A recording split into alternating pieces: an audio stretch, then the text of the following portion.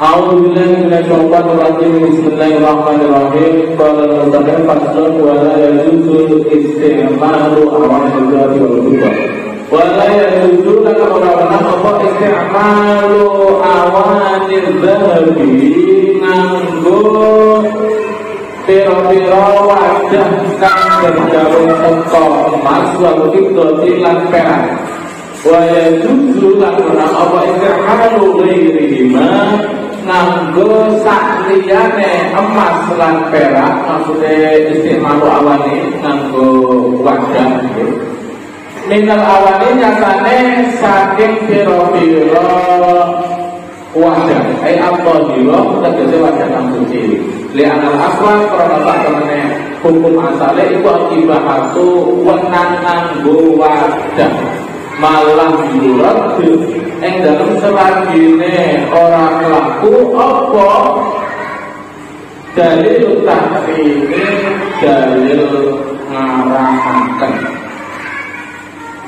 Jadi dalam pasal ini menjelaskan tentang tidak boleh memakai barang-barang, dalam hal ini awani itu wadah itu berarti tempat, bisa sendok, bisa meja, bisa macam-macam awani yang terbuat dari emas maupun perak. Adapun menggunakan selain yang terbuat dari emas ataupun perak itu boleh. Misalkan bahan nganggo piringnya terbuat saking emas utawa perak, maka piring yang terbuat dari emas atau perak itu tidak boleh kita gunakan untuk makan, tidak boleh kita gunakan. Semisal ada cawan yang jelas terbuat dari emas ataupun perak, maka kita tidak boleh menggunakan gelas yang terbuat dari emas atau perak itu digunakan untuk minum. Kalau ini membuat jangan tontonan itu asal, karena itu tidak termasuk istiqmal. Istiqmal itu anggrek nganggo berarti menggunakan. Adapun yang terbuat dari selain emas dan perak itu hukumnya boleh. Nah, terus hal itu sesuai dengan hadis yang diriwayatkan oleh Imam Bukhari dan Muslim atau hadis muttafaqun alaih. Hadis yang paling mantap, paling bagus kualitasnya adalah hadis yang diriwayatkan oleh Bukhari Muslim. Kemudian hadis yang diriwayatkan oleh Bukhari saja, kemudian hadis yang diriwayatkan oleh Muslim saja, baru kemudian hadis yang diriwayatkan oleh imam-imam yang lain yang termasuk dalam Imam Sab'ah atau Imam Qiblu. Nah, yang pertama adalah hadis Bukhari nomor 5110 dan yang kedua hadis Muslim 2067. Jadi termasuk hadis ini diriwayatkan oleh Imam Bukhari dan Imam Muslim. Bagaimana bunyinya? Al-Hudzaifah bin Yaman, dari Hudzaifah bin Al-Yaman radhiyallahu anhu. Qala, beliau berkata, sami'tu, saya mendengar Rasulullah sallallahu alaihi wasallam yaqulu, bersabda, la talbasu, janganlah kalian memakai al-harira. Al-harir itu sutra. Walau dibaca tegese tidak boleh menggunakan sutra. Wala tasrobu, dan janganlah kamu minum fi anyatil dhahabi, janganlah kamu minum dalam wadah atau tempat yang terbuat dari emas, wal fiddah dan perak. Wala takulu, dan janganlah kalian makan fi sihafiha, dalam piring, di piring yang terbuat dari anyatul dhahab wal fiddah. Jadi piring yang terbuat dari emas dan perak. Fainaha, Karena sesungguhnya aliyatul wal fiddah, wadah yang terbuat dari emas dan fiddah dan perak, itu lahum bagi orang-orang kafir fid dunya di dunia, walana dan bagi kita orang-orang muslim fil akhirati di akhirat, artinya di surga. Jadi alasan dibalik tidak diperbolehkannya menggunakan wadah yang terbuat dari emas ataupun perak adalah karena emas dan perak itu, wadah yang terbuat dari emas atau perak itu bagi orang-orang kafir di dunia dan bagi kita di akhirat.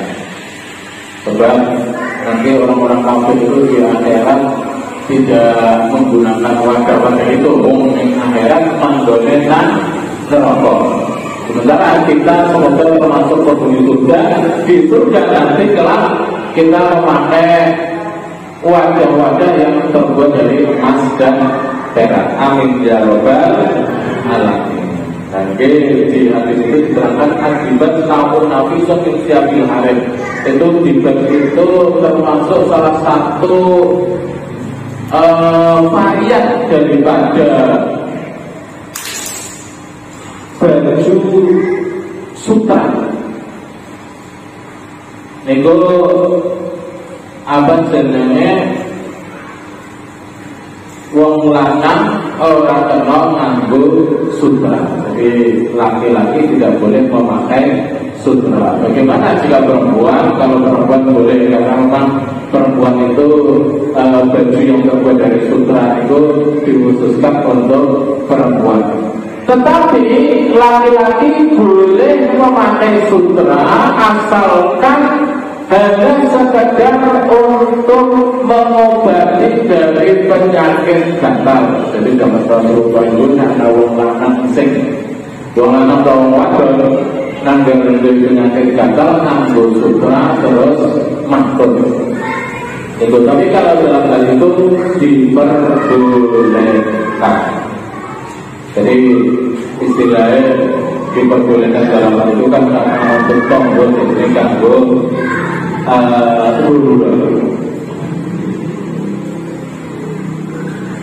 itu berkaitan dari wadah yang terbuat dari emas ataupun perak.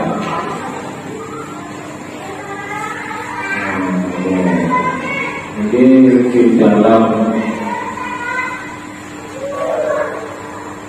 di dalam kita Fathul Qorib, metode ini kita berdiri menyatakan ayat berdiri di Fathul Qorib. Fathul Fibayani Mahluk Mayamu Istimalu Minal Awali Wa Mayajuzu. Jadi pasal menjelaskan tentang wadah-wadah yang diperbolehkan dan yang diharamkan. Yang wabada bilawal maqala wa la yajuzu bi ghairi daruratin li rajulin aw imra'atin istimalu syai'in min awalil dhahabi wal fiddah la fi aklin wa la fi syurbin wa la ghairihima. Jadi bagi laki-laki maupun perempuan dalam keadaan tidak darurat tidak diperbolehkan memakai wadah-wadah yang terbuat dari emas ataupun perak. Tidak boleh untuk makan ataupun minum ataupun selainnya. Wa kama yahrumu istimalu ma dzukira yahrumu istimalu min malis fil akhrafi. Sebagaimana diharapkan menggunakan apa-apa yang sudah disebutkan tadi, berarti wadah-wadah yang terbuat dari emas ataupun perak, haram juga ittikhaduhu.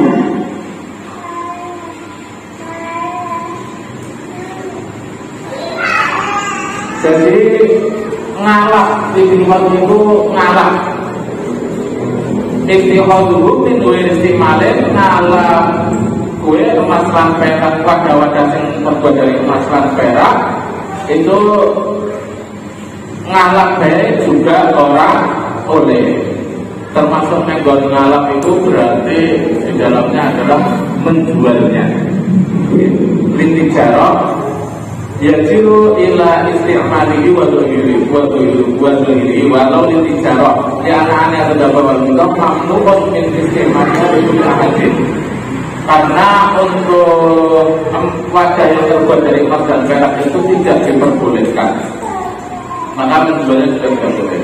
Wa yahumu aidun alina al-mutalla bidahabin au bidatin in hasala min al-tala'i syai'un fi 'audihi al-nam, yaitu juga tidak diperbolehkan wajah-wajah yang disepuh yang sepuhannya itu terbuat dari emas ataupun perak. Berarti misalkan biasanya kan uang petani itu sami nyepuh arit, itu kan nyepuh yang dibaca lalu itu misalkan nyepuh jika dengan emas jadi berarti sepuh orang jadi ladem malah jadi ketum. Itu nanti orang Obama itu Obama ngarang, cerita ngarang, bukan anak yang iseng apa sebenarnya kreativitasnya itu tingkat tinggi luar biasa, sampai kreatif sampai nyepuh arit disepuh ngangge napa emas atau perak. Niku tidak boleh.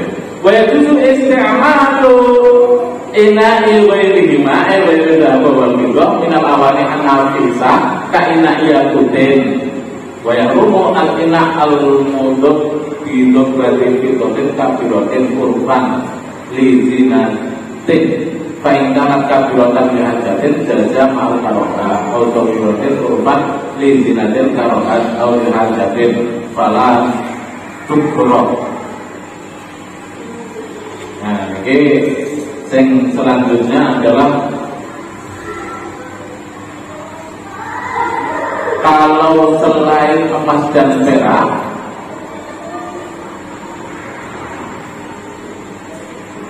itu wadah yang terbuat dari yakut itu boleh, zabarjud juga boleh, marjan ya juga boleh.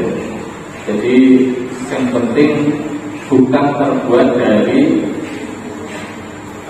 emas ataupun perak.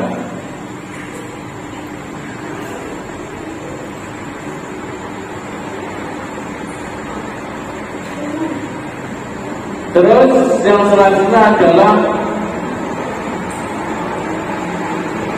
wadah yang di istilahnya itu emas itu emas sing nomor jenis anak emas tua kalau emas enom. Ini bukan wadah tapi perhiasan.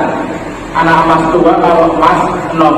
Emas tua itu sing perbandingannya itu kayaknya 75% ke atas itu emas tua, sementara 75% ke bawah itu termasuknya emas nom. Ini kan dicampur dia diaduk. Dan terus ada juga yang wadah yang terbuat dari bukan emas tapi dicampur dengan singkong, emas ataupun perak. Kalau kadarnya itu emas dan peraknya itu besar, maka termasuk di dalamnya adalah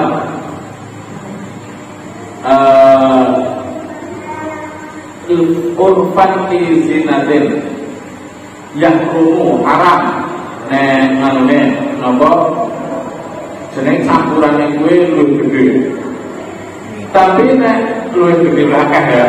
Nah, luwih akeh tapi karena hajat maka boleh tapi makruh. Bagaimana jika sedikit? Jika sedikit maka untuk perhiasan itu makruh, kalau untuk hajat maka tidak makruh. Kalau yang tercampur dengan emas maka tidak boleh sama sekali, baik itu besar banyak ataupun sedikit. Dan itu berkaitan menggunakan wadah ataupun selain wadah yang terbuat dari emas ataupun perak. Monggo wonten pertanyaan dari penjelasan bab ini, karena bab ini fasal itu faslnya rong baris tok. Monggo silakan.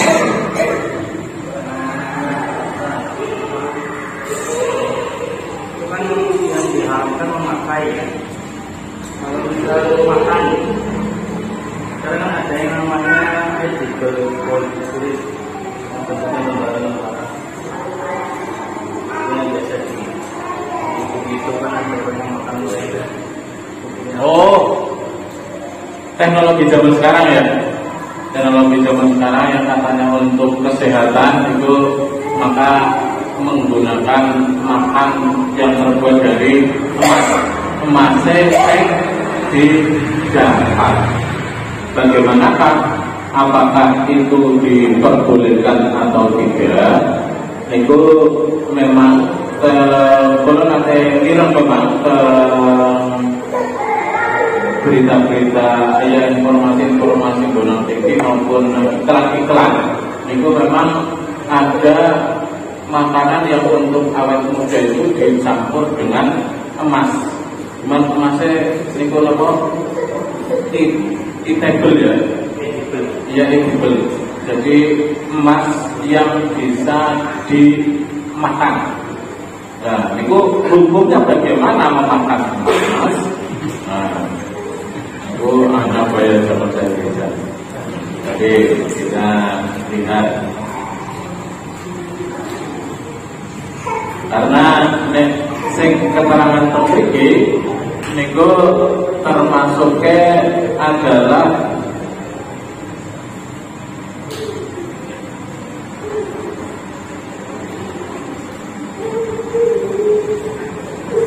untuk memakan niku keterangan yang soal niku apa ya istilahnya niki takdir kalau dari menemukan sing makan itu karena memang niku nggih wonten teman-teman di bawah, terus juga kula nggih begitu memperhatikan tentang bagaimana hukum memakan emas. Nah itu berarti KPR minggu depan menawi kepanggil langsung disampaikan dalam pengajian ini menawi derek dipun PR kami sengaja gimana. Adapun mengingat kepada PR kemarin itu ada penjelasan bahwasannya jika barang yang disama itu basah maka hukumnya adalah najis sehingga tidak boleh digunakan untuk sholat. Sementara kalau sudah kering maka boleh digunakan kembali. Niku jika dalam proses penyamaannya itu menggunakan cara yang kedua yaitu cara sing teles.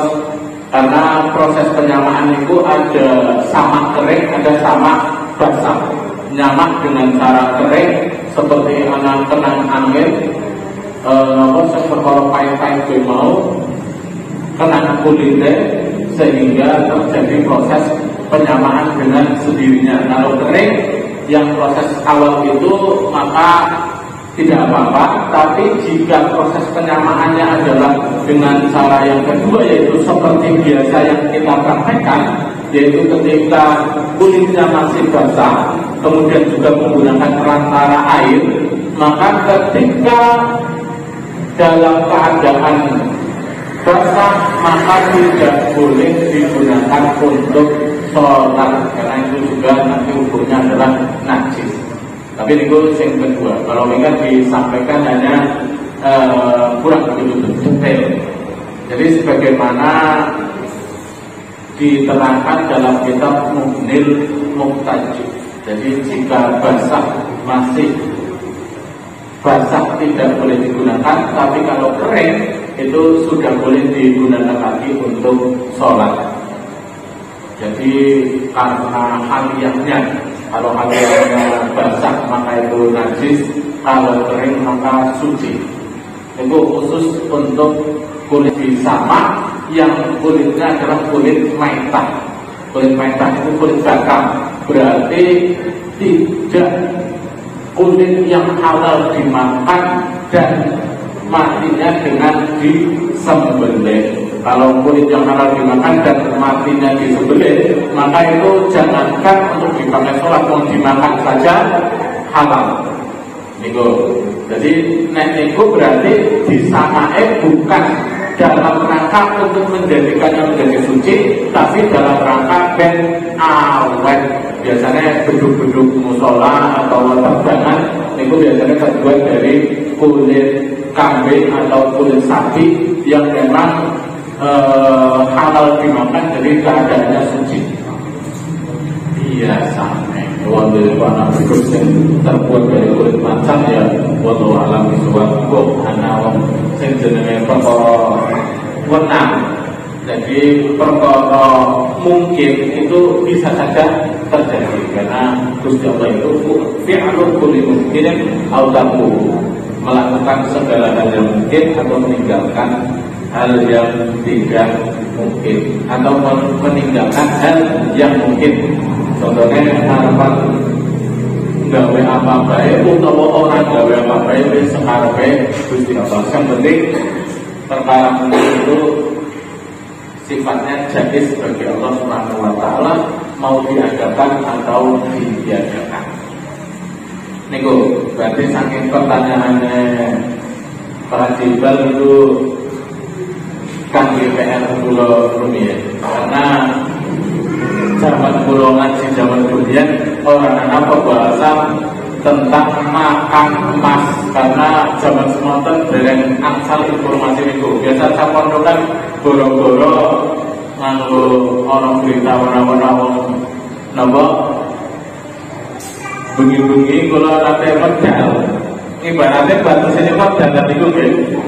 Misalkan dalan gede itu adalah batasnya. Lah kalau melewati jalan gede itu mau digundul. Itu pas zaman tempondok. Itu memang peraturannya ketat, boten ketat kanggo wong sing langgar, boten kanggo wong sing ora langgar. Karena selama masih di lingkungan pondok pesantren, itu berubah cara menjungkir balik apa baik angsal. Ini masih sesuai dengan syariat. Tapi nek wis ngliwati ya ora kudu kudu izin keamanan medale kedah ngangge kartu keluar. Niku temporo kan sebenarnya. Jadi zaman kuliah tidak ada pembahasan tentang makan emas. Berhubung zaman sekarang pengajuannya macam-macam ya. Itu berarti kan DPR macam-macam juga. Gue buatan pertanyaan itu saya. Gitu. Pembahasan sendiri masalah air. Oke. Ini kan kalau air keluar dari orang tua. Oke. Oke. Minyak itu kosami minyak nggak ada tulang misal apa tulang bagaimana kan sama-sama dengan cair minyak sama-sama dengan cair. Kalau jagoan nanti saya kecap apa tikus minyak gorgongan juga gorgongan memang paham. Oke, terima kasih. Pertanyaan yang menarik. Bagaimanakah jika minyak jika kejatuhan najis? Nah itu, hewan minyak kan berarti perkara yang dimaem perkara dimaem. Jadi anak minyak ketiban cecek. Terlepas dari halal haramnya, niku termasuknya harapan goreng kewi cici. Jangankan minyak wong bahkan sak penggorengannya pun niku milu dikumbang. Ya rasa eman-eman ya eman-eman, tapi apa istilahnya tetap rasa jijik niku masih nomor satu. Niku nek tiang normal. Tapi nek tiang boten normal kepengin pondhan iki saniki menawi tiangnya boten normal, ya bisa jadi seperti itu terjadi. Jadi kena apa jenenge minyak goreng lagi goreng, terus misalkan ketiban tai cecek minyak gorengnya, milu sisan minyak goreng itu apa jenenge tai ceceknya goreng sekalian. Ulah buang bae sing napa tai ceceknya disaring buang goreng lain. Niku mbok menawa wonten sing akale niku boten normal. Tapi kemudian kita kembalikan kepada benda cair. Benda cair ketika sudah tertiban sesuatu, maka kita sudah tidak bisa memisahkan, gitu. Jadi kepriwilan memisahkan benda cair yang sudah terkena najis itu, bagaimana kita memisahkannya? Sudah tidak bisa.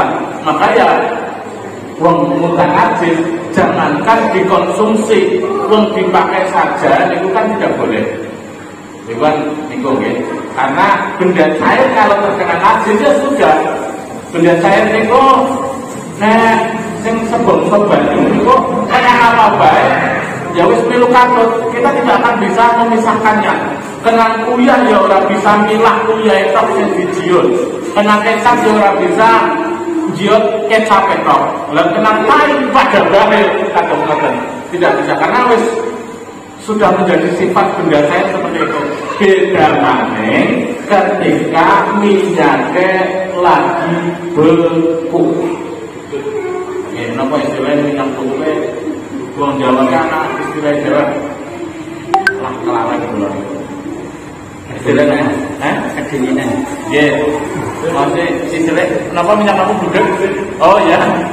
Budek itu nganu nggih, ora cair nggih beku nggih. Niku minyaknya lagi budek misalkan. Minyaknya lagi budek ketika cair cecek, ketika dalam keadaan beku, maka boleh dibuang yang terkena cair cecek bawah. Niku kalau dalam keadaan beku.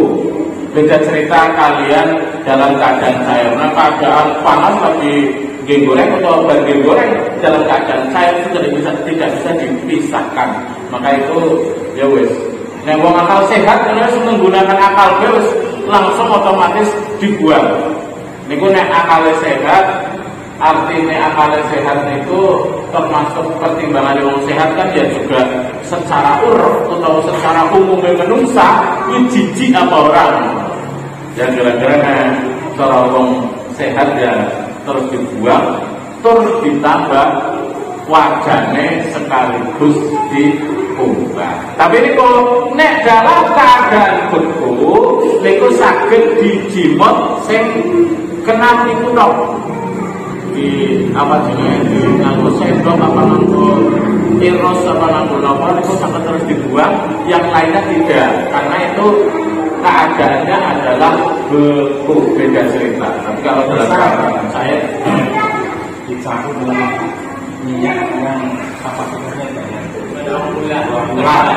Campur ya kali neko bukan dikonsumsi. Benar itu kan minyak. Minyak yang banyak kan bisa makan dengan air.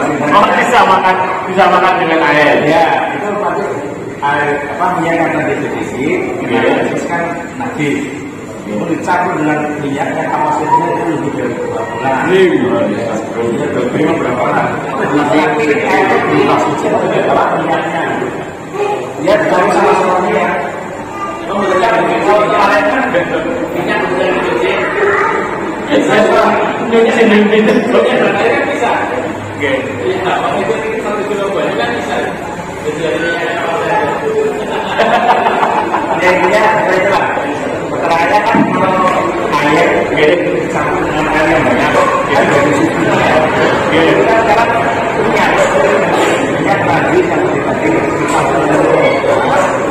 tapi bukan tidak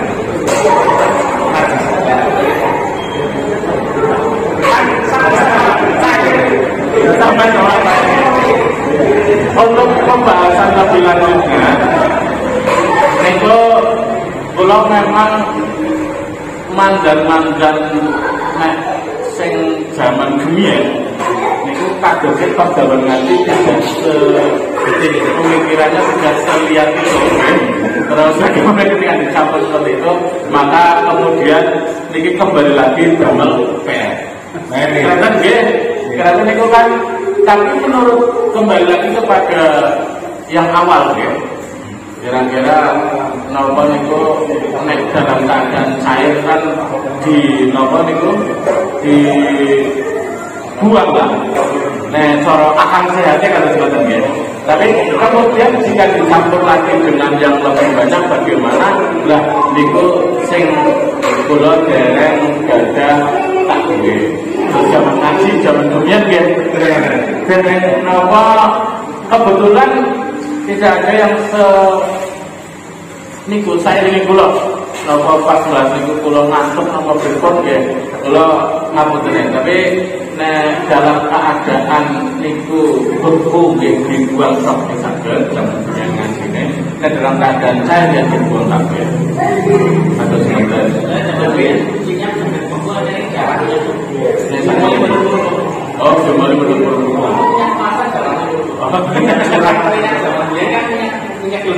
oke, artinya keadaannya menawi keadaan saya harus betul betul. Jadi saya tetap kayak ini, pendatang. Bapak nanti tetap pada minyak, tetap buatan racun nih kau nih. Saya tetap buatan racun kayak ini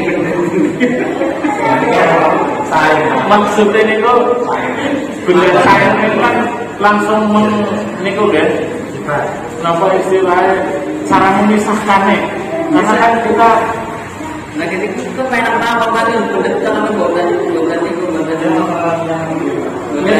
racun lah sama sekali betul racun terus barang bukan yang ngerti datang dulu yang bukan racun karena ngerti cekak. Ini masalah jalan motor siapa lupa? Dia bersorak strip, sampai dibuat, duitnya apa banget? Itu perkali segala masalah. Kalau masalah dibangun narkoba, masalah duitnya pakai. Baru beda dia mulai ya, makanya nego bagaimana jika dalam keadaan yang banyak, nego damel PR. Oke, sama PR kalau dikumbah atau bagaimanapun sudah itu kalau istilah referensi pasalnya hasil kira pembahasan tentang itu maka double PR bagaimanakah selanjutnya niku tenggat pembahasan ingkang badhe dugi kerenten nggih napa kula nggih tasih ngantos sakniki tasih ngaos. Jadi buat terus berhenti. Jadi sudah menjadi kebiasaan di kula menawi kula boten saged jawab utawa mriki niku ingatane boten iling banget niku jaman ngaos niku pripun niku biasa jaman PS rumiyin. Monggo kita bahas malih mangke pertemuan ngajar sebagai napa berkaitan dengan minyak itu seperti apa.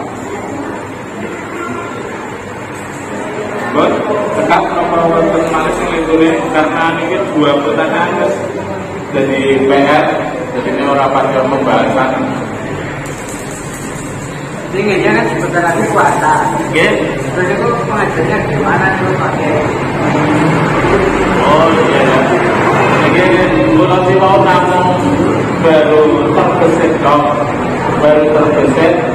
bagaimana menawi puasa kerenten kan ya jam-jam itu jam kepripun nopo badhe preri nopo lanjut dalam bersama oh dalam buka bersama mawon berarti sore jam pinten niku berarti jam 5 gitu oke jadi berarti nanti jam buka bersama mawon jadi sekitar jam 5 kita mulai pengajian ya. Berarti sampai jam 5 terus atas mantan telepon. Oke. Sudah sampai menawi bulan puasa didamel buka bersama. Berarti dinten Sabtu ini apa nggih? Oke. Dinten Sabtunya jam 5 kita mulai. Terus sekaligus sampai buka bersama. Sahabat ini pun disekapi kereta wektalipun sampun dan pintu langsung gangsal welas. Itu apa bagi malih apa sampun? Niku apa deh? Nek wong lanang damel kalung iki Mas mriku. Oh, wong lanang damel kalungan. Kalungan. Kalung Mas. Nganggo kalung. Cincin perak biasanya. Dan menawi cincin perak niku wonten riwayatan dados Kanjeng Nabi niku nganggo cincin perak. Cincin nggih. Cincin perak. Tapi menawi perhiasan yang lain itu boten angsal. Misalkan kalung yang terbuat dari emas ataupun perak. Tapi nek emas niki teng mriki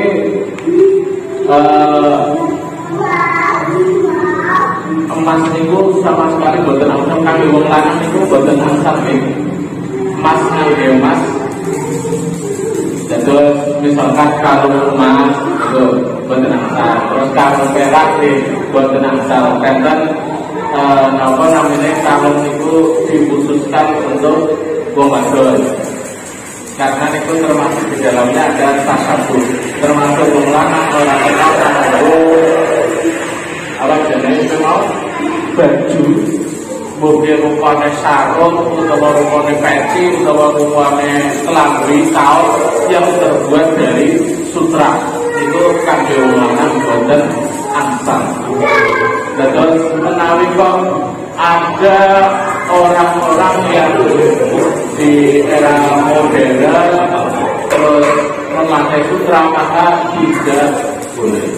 Tapi sing jarene itu kudu sutra tapi kaya sutra. Tapi sutra kan anak kaya modelan modelan itu berarti angsal. Itu bukan termasuk sutra. Tapi sing sutra sama sekali tiang dalam buatan angsal kecuali dalam keadaan jombrol. Kalung juga tidak diperbolehkan kalau emas. Itu zaman kula nanti diwanti-wanti banget nganggo kalung emas nopo kalung perak. Nek sing diwanti-wanti banget yaitu nganggo kalung emas. Krenten kan kalung emas niku akeh sing wong wadon adine kanane yayune sing duweni mbok dinggo nanyong niku pancen pembayar niku diwanti-wanti banget aja sampai nganggo kalung emas hukumnya asam atau ali-ali emas ali-ali akeh boleh niku wanti-wanti kados-kados dados napa istilahnya ngantos dumugi saniki menawi kula kok weruh bocah sekolah nganggo kalung emas niku memakai kalung emas niku mbok emas imitasi mbok ora langsung kula tegur tanpa nyoba ya kadang ya kula sita terus mangke sing mendhet tiyang sepahipun utawa simbahe utawa sintine wali murid sing mendhet niku kerajaan zaman dunia memang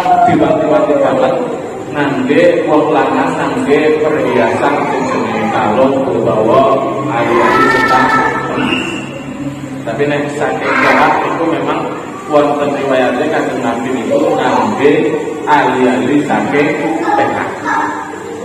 Terus niku bagaimana kan dengan akeh nggih ora apa-apa nek zaman dunia niku mbayai nggih ngasalaken nek akeh. Ada karena itu identik dengan ada wong lanang ya. Beda kalian ali-ali sekang emas kan identik dengan ali-ali wong wadon. Terus kalau emas identik dengan wong wadon. Niku. Pun cekap ya. Monggo dipun cekapi kita tutup penawasan wonten ing dalu menika kanthi wawasan wal asmi lan kaparatul masjid saudara. Bismillahirrahmanirrahim. Wal amri innal insana lafi khusrin illa alladziina aamanu wa 'amilus shalihati wa tawassaw bil haqqi wa tawassaw bis sabr. Subhanallahumma wa bihamdika asyhadu an la ilaha illa anta astaghfiruka wa atubu ilaik.